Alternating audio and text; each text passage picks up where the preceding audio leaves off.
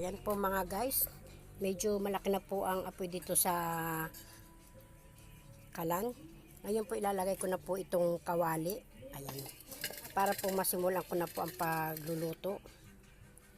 Ito po yung aking lulutuin ngayong tanghalian. Ginataang pusit po. Tapos mamaya po ako po magpiprito. Tunto po yan. Tuntong isda po kung tawagin yan. Ayan po. Ayan po ang mga ricado niya. Ngayon po hihiwain ko na po mga guys ang ricado. Para po magsangkot siya po ako ng ginataang pusit po ngayon. Ayan po ang mga recipe po niya. Ayan. Medyo dadamihan ko po ng sibuyas para po malasalasa po ng konti. Sasamahan ko po siya guys ng luya. Ayan. Para po ika nga mas lalong masarap po.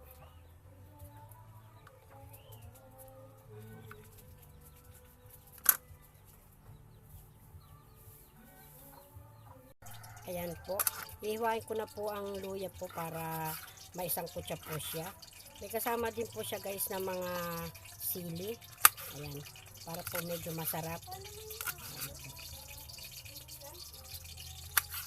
Ayan.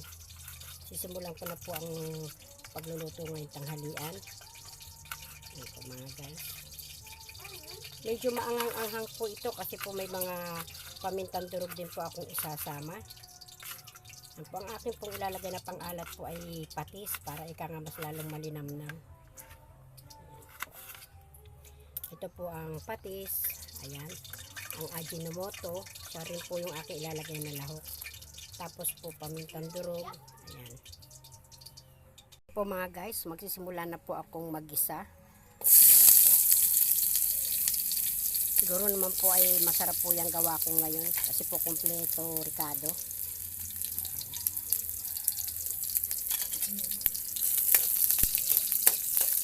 Pagsasama-samahin ko po ang mga ricado dito para po ika nga ilalong mas malinamnam. Tawag po dyan sangkot siya. Pinangkot ko po sa mga guys. Ayan po.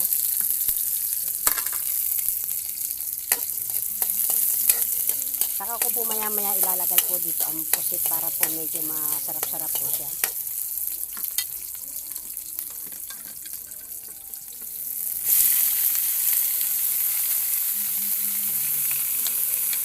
Ang bango na po mga guys ng gawa ko. Tapos po mamaya ipiprepare ko po yung niyog para po ika nga ay masarap. Ayan na po guys, hinahalo ko na po siya para po ika nga ay bumalansi po.